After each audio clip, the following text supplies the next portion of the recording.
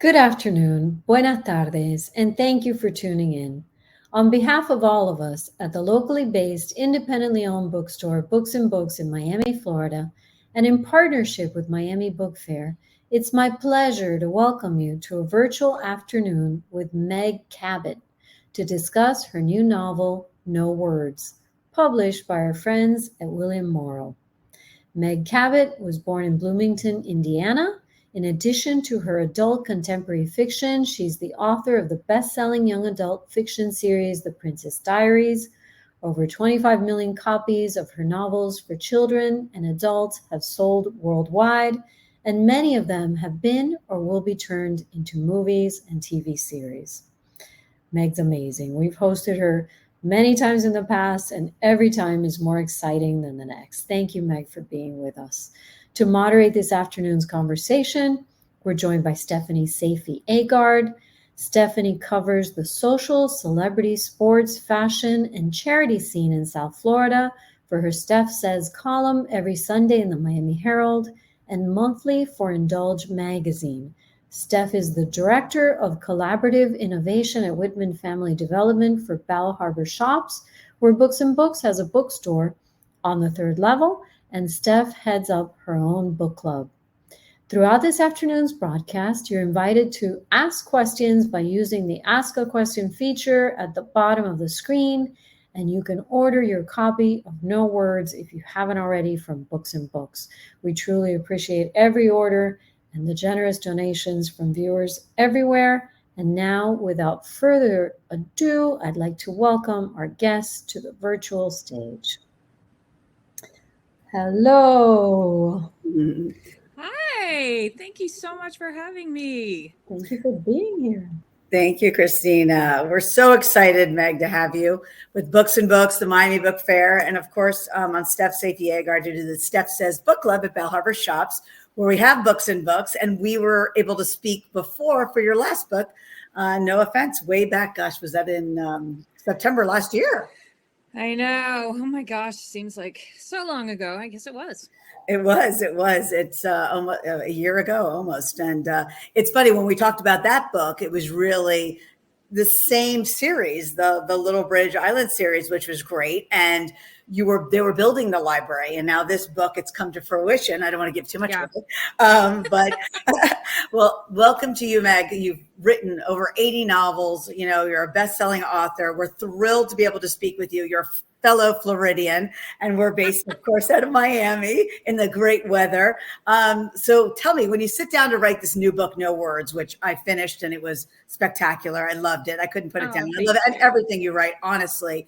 It's an easy read. It's enjoyable, and it really touches everybody. So when you sat down to write this book during this crazy time we're living in, did you write it a little differently than you would a normal novel, I guess? I did. Well, it's funny because these books, they're standalone. So you don't have to have read the previous book in the series. So they're very loosely connected by the fact that they're all set on the same island, which I will say is based a little bit on Key West, where I live. And it's funny that you mentioned that, the last book is called No Offense. And in the book, they were building a new library for the town, or the island, I should say. And then in this book, they're having their first book festival. And I really did write this book because I was missing book festivals, because we didn't get to have any for this entire pandemic period, because for obvious reasons. Right. So that's really, I was going to write a different book. I actually had a different book in mind. That I was going to write, and it was going to feature a fireman convention on the island. Interesting. I have never been to a fireman convention, so I was like, they have one actually in Key West. It's a very popular event, and I was like, I'm going to sneak in and I'm going to experience it, and then I'm going to write about it. But of course, we didn't have one, so I thought, well, I have to write something else, and I was really missing book festivals because here in Key West we have a literary seminar every year. Well, that was canceled, and I didn't get to go to any book festivals because as an author, I usually go to several every year. Right. I didn't get to go to any. I was missing them so much, and I thought, you know what? They should have a book festival on Little Bridge Island. And so that's just what I did. I mean, I think a lot of us have learned through this pandemic, you have to pivot. You got to make some changes because of what's going on. And that was the change I made. And it was so much fun because I got to kind of live vicariously what I was missing through this book. And I hope that's what readers take away, is they're like, oh, we got to go to a book festival through this book. But of course, the heroine of this book is not too happy at the book festival. No, she's not. And, you know, but you can tell that you had fun writing her and writing. I mean, the main characters, Joe Wright and Will Price, of course, were writers. And one of them now lives on Little Bridge Island. But you could tell you really enjoyed writing this. It was, you could feel your passion for the festival, because even with, and I, of course, don't like to give too much away because you guys all have to read this. If you haven't read it already, you can buy it at Books and Books. The itineraries and how you start a lot of the chapters are the itineraries for the book festival, for Joe Wright, who is the female character. And you love her because she's so real too. And she's having a little bit of a block. And part of that is because of one of the other characters. I'd love for you to give just a little summary, if you could, to everybody watching out there. Sure. Well, yeah. So Joe is a children's book writer. She writes strictly for young children, and she writes a series called Kitty Cats, Kitten Sitter. She's a cat that babysits, well, she kitten sits, and that's all Joe writes, and she's very proud of it, and little young readers have really grown up reading her books, but she's blocked on the next Kitty Cats number 27. She's having a really hard time writing it, and it's because of this male writer that she met a year ago, maybe 2 years ago, at NovelCon, which of course is BookCon, basically. Right. For those of you who are familiar with all the cons that the authors go to. And he said something, you know, she thought he was a really nice guy, but then he says something terrible about the Kitty Cats books. I mean, this is a serious novel in some ways. Right. And it does really reflect what happens to authors, and that they sometimes talk behind each other's backs. And he is actually a very, you know, huge best-selling author of what in the industry we refer to as trauma porn. It's you know, these romance novels that have death at the end. So they're not technically romance novels because there's no happy ending. Right. At the end of Will's books, somebody dies. And so Joe is already, she's very mad that, you know, people like his book so much, because she's like, you know, there should be a happy ending. Yeah, why? She's mad, but he's also very hot. Everybody loves him. And then he said something bad about her Kitty Cats books that was addressed in the New York Times, and she's just like, ugh. So the one thing she doesn't want is to go to this island where she's heard he lives, if he's going to be at this book festival, and she's assured he's not going to be there, and she really needs the money because they're offering a generous stipend, and her dad is, you know, getting older, and she wants to help him buy a new house in Florida, where we all want to live. All of us Floridians know it's the best place for your parents to retire. So she's like, I'm going to do it because Will won't be there. And of course she gets to Little Bridge, and who is there? It's Will. Mm-hmm. And she's not happy at all to be at this book festival. And it turns out Will is actually running the book festival. Yes. And little by little, she's hearing more and more things about how possibly she was invited because of Will. And she doesn't understand what's going on. Here's this guy who hates her books, and yet he invited her, and possibly even, maybe, I don't want to give things away, but maybe even paid for her stipend. And so she's freaked out. So, yeah.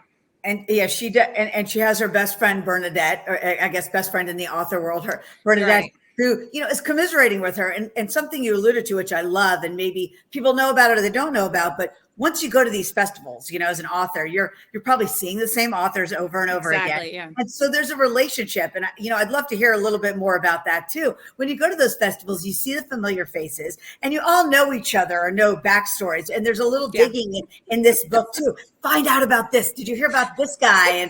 And is it really like that? I mean, yes. I mean, there's a lot of gossip that goes on, and everybody's like, well, did you hear that at the last conference, there's a rumor that so-and-so was hitting on a fan? And that's, of course, extremely bad behavior. You should never do that, but they're not sure who it was hitting on the fan. And I had a lot of fun writing about that, even though that's, you know, it's a little bad behavior.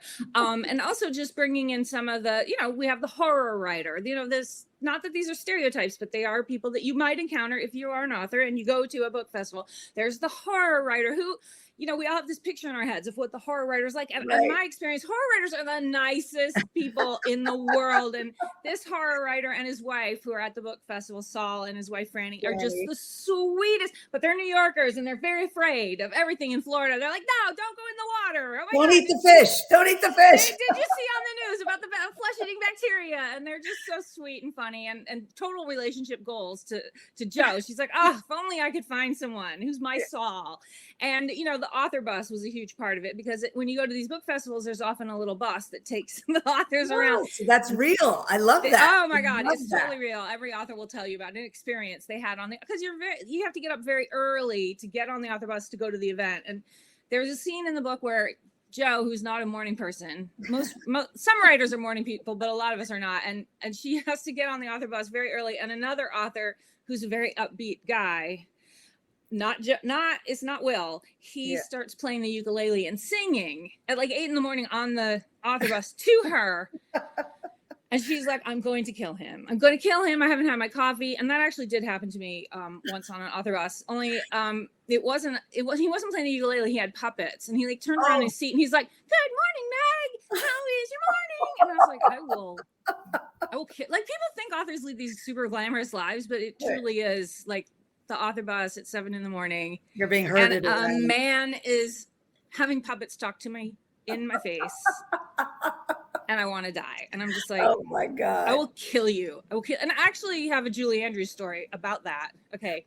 I'm going to drop it right here. That happened in a green room before a breakfast event to Julie Andrews. A guy came up to her who was also performing, and he's playing his guitar, and he was like, okay, I'm going to give it away. He's like, Puff the magic dragon lived by the sea. Come on, Julie, sing. And she's like, she's so polite. Right. She's like, I'm not going to sing right now. I'm drinking my coffee, because that is what it's like when you're on the author bus. But that was actually a great room. So yeah, it happens. So I'd spill so many author secrets in this book.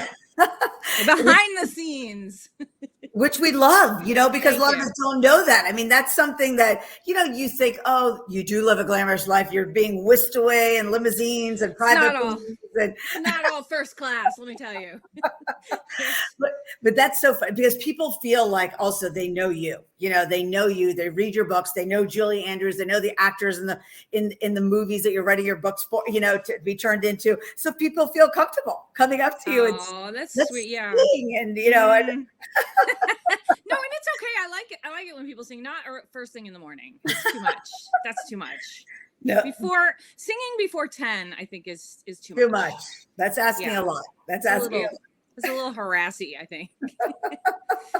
and they've been planning to ask you that for like 2 weeks. They're like, oh no, I hope not. Oh God. No. I mean, I don't know. But that's what I love about Jo, because she's herself. I mean, she just lays it on the line. She's like, I don't like this. Stop playing the guitar. But she's so polite to the kids, which are her big fans, or the teens, which is interesting in the book too, because you allude to, Will writes about, the next generation, so she starts off with the kids and then they move on to his books. And so, and that's, alluding to, what the relationship is moving forward and what happens, at the festival, which is very interesting. So the fans who come up to her, like, I live and die for your books. It helped me through puberty and helped me through, to get through, and seeing how she reacts to that is wonderful. And one of the things this has probably happened to you. One of the fans is bringing a suitcase up to the book fair, and everybody's like, "What is the suitcase?" I won't, tell us a little bit about that and how you brought that into the book. Well, and Jo is used to that, because she's written, as we know, she's on book 27, so she has 26 previous books, and so this young fan wants to have all 26 of the previous books in the Kitty Cat series signed, which is fine. She's like, it's fine.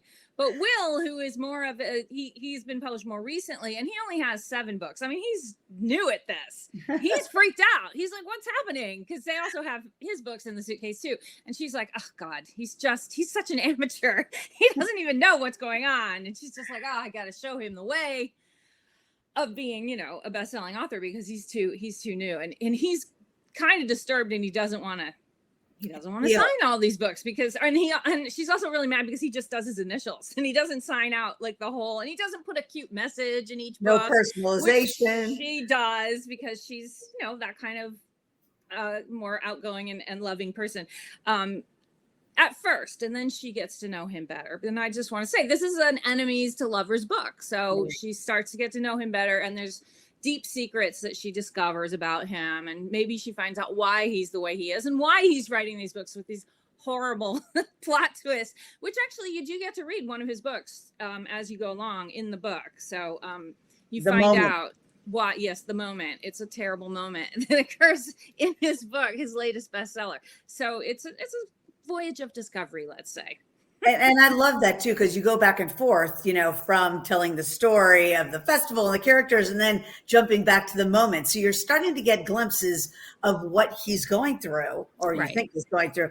But what I love is that you really don't know for a long time what's happening. So there's mystery, there's love, there's the total, you know, rivalry, like you said in this book. There's something really for everybody, which is incredible. And but the title, I mean, after I've read it, I know, but No Words. How did you come about that? Is that really derived from Joe, or is that derived from? Yeah.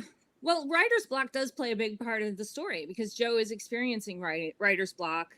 And then Will has a really hard time articulating his feelings. And also, he just messes things up when he speaks. Although he explains to her he has no problem writing, but he has a problem maybe saying what he actually means. And his message is often garbled when he speaks.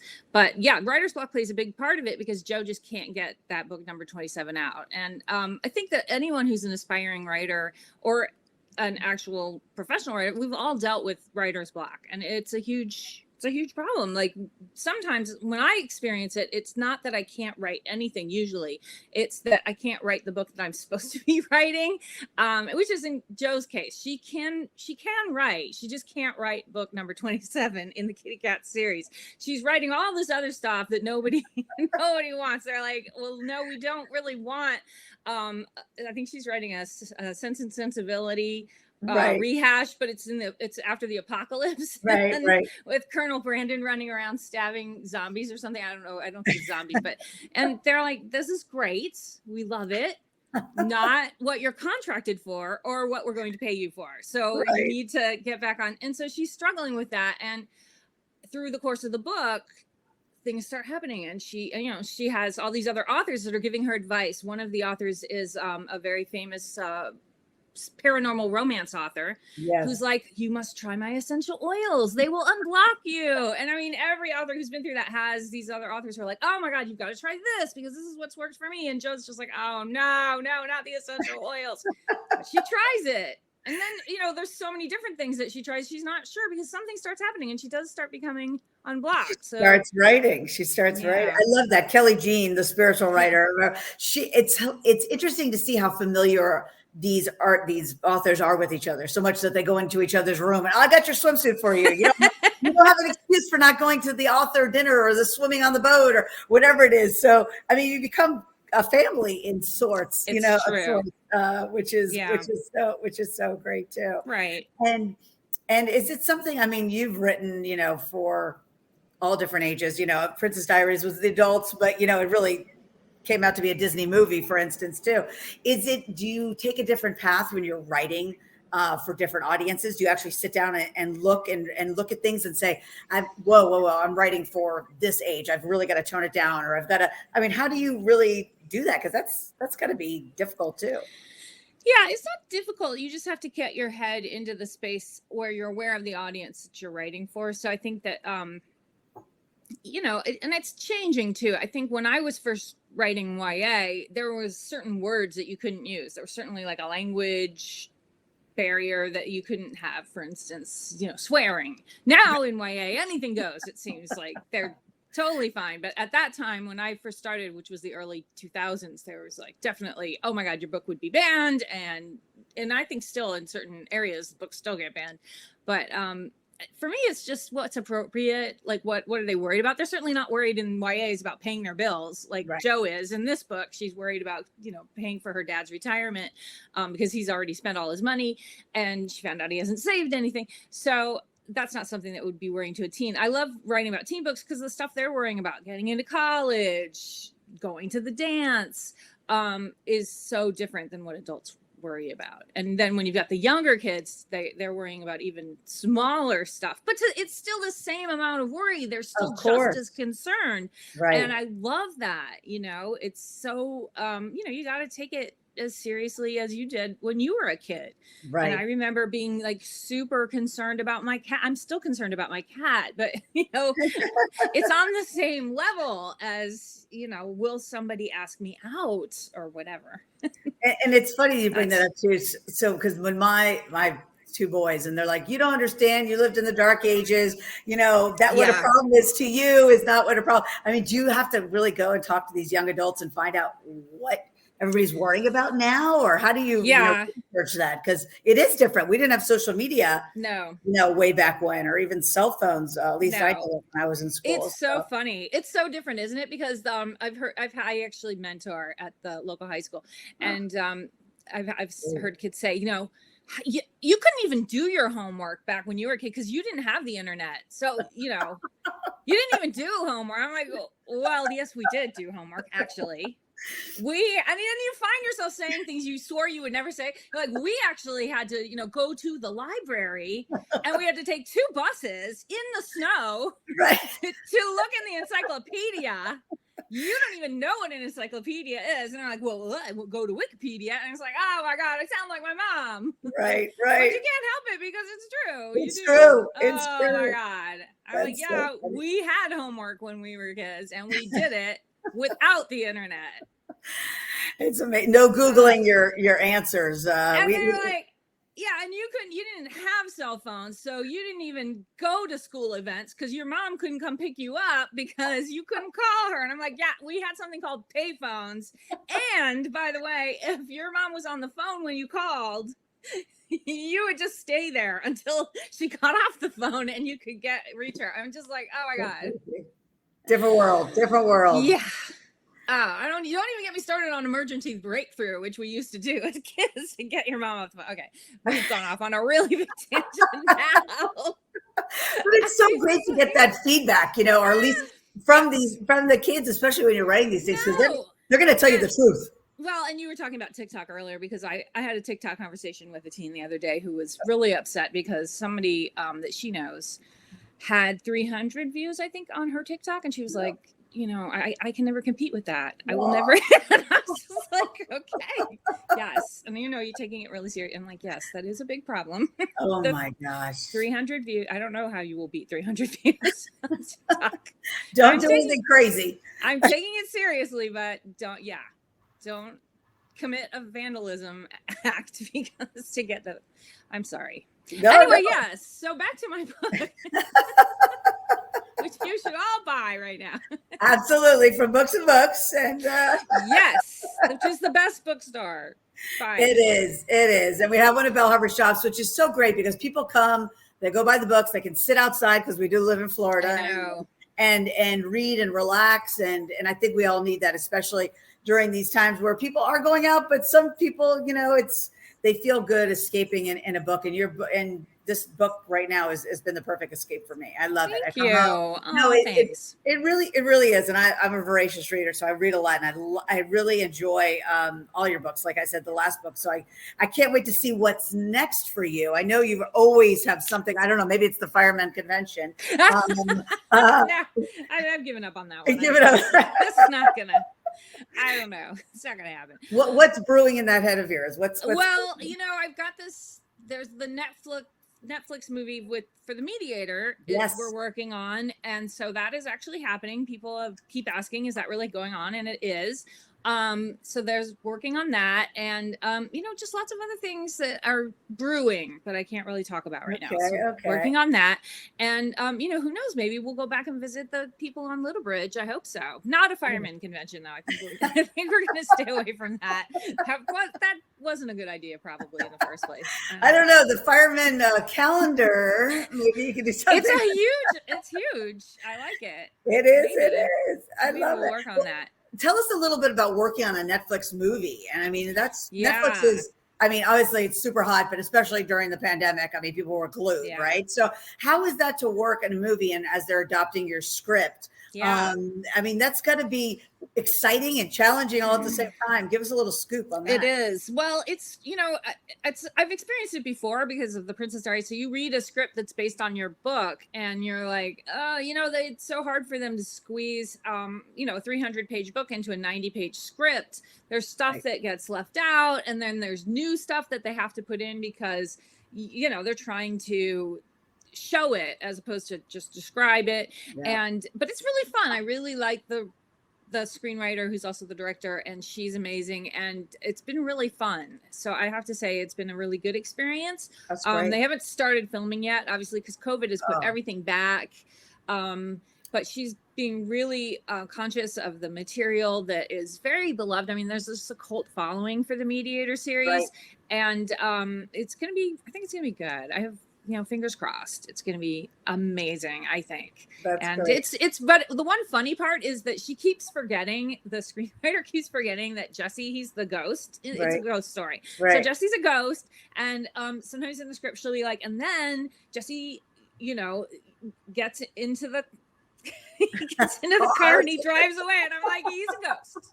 He's a ghost. He doesn't have to. You don't ever have to describe how he leaves because he just walks through the wall. And she's like, oh, yes, that's right. And I'm like, okay, just remember. So he's a ghost.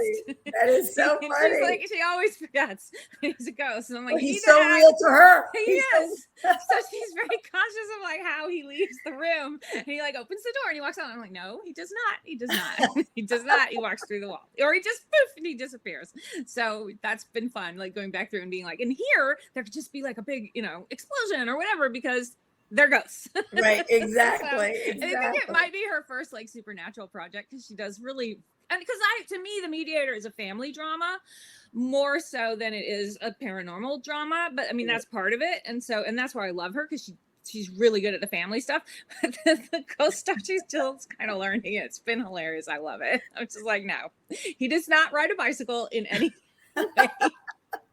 He can float above the bicycle. Yes, exactly. Yeah, he just vanishes. But I think that's so amazing, though, really, to see, so many of us, read books and then we watch a movie and just seeing the difference and it's going to be difficult, too, because, adapting it to a shorter version and not as detailed. Yes. Of course. Well, yeah. And this is part of like, I think a 7-book series. So this is just the first movie. There's a lot to get in there. And since it's a mystery, there's a lot of stuff that is held back. And you don't want to give it all away. So that's been really fun and interesting. So fingers crossed. I think it's going to be good.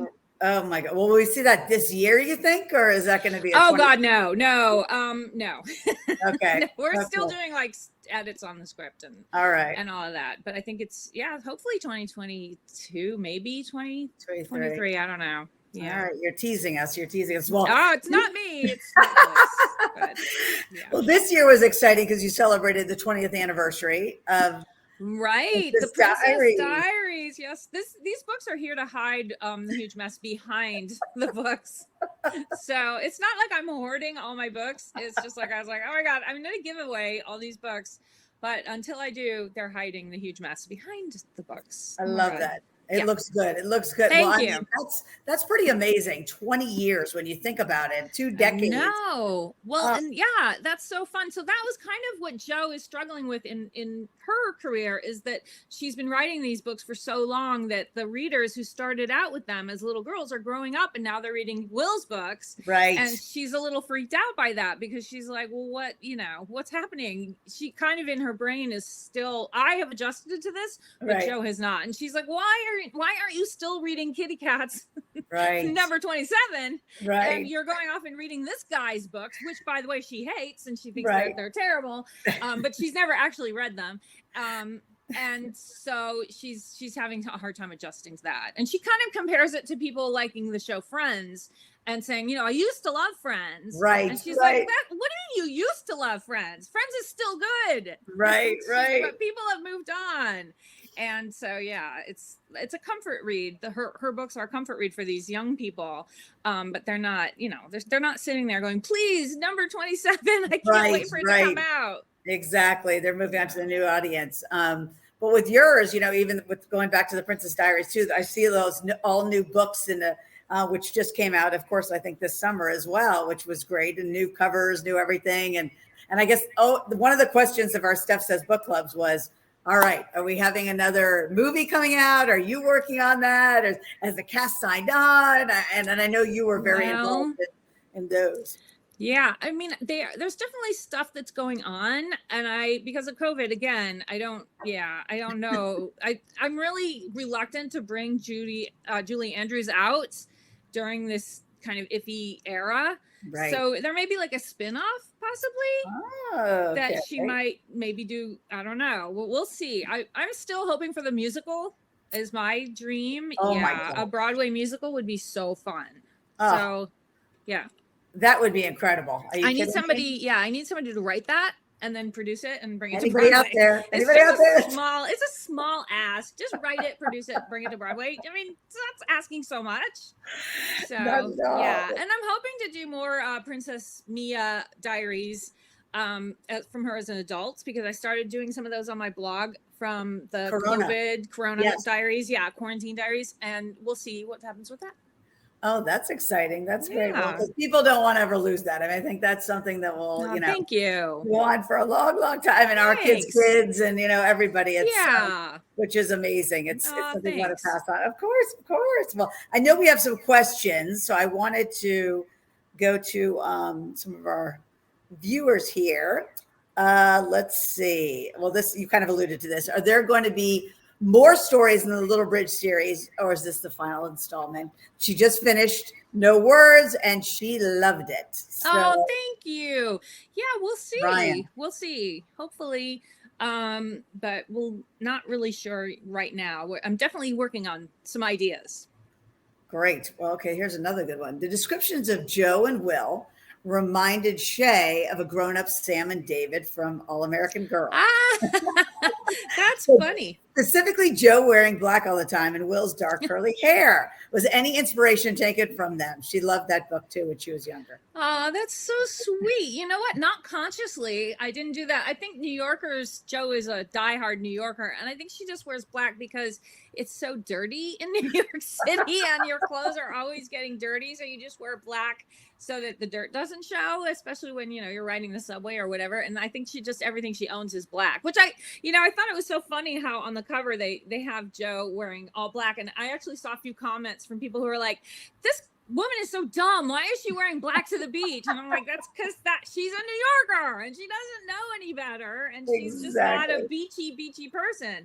So that's the only reason. I think Sam is in mourning, I think, for her generation is why she wears black. So Joe is just being practical. She's just, everything matches and she doesn't have to worry about dirt. It's easy throwing on black shirt, black pants, black whatever. That's so funny. And she looks good, according to her friend in the book. Yes. Bernadette approves. She's like, okay, you're good. You're looking good. Well, speaking of that and New York, Julie says she has family in Miami, so she loves the Bridge Island setting, but she does love the snow. And do you have any plans for fiction in the northern locations? Wow, I don't at this time. I am just kind of focused on made up settings like Little Bridge and Genovia right now, but we'll see. I miss New York, so I'm hoping to get back there soon and maybe I'll be inspired. You never know. Yeah. Here's another one from Rachel. You mentioned an idea of apocalyptic. What did she say?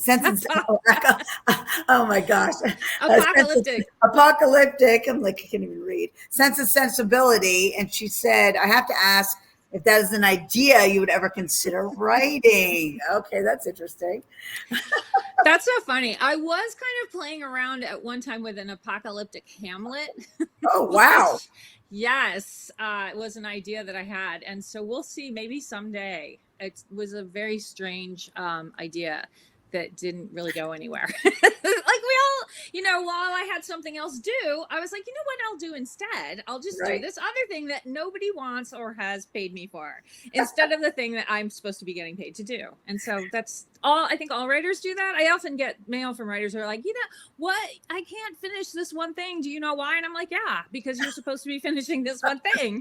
And so of course this other thing seems much better. Every writer I know does it exactly that. And that's so just sit down and finish it.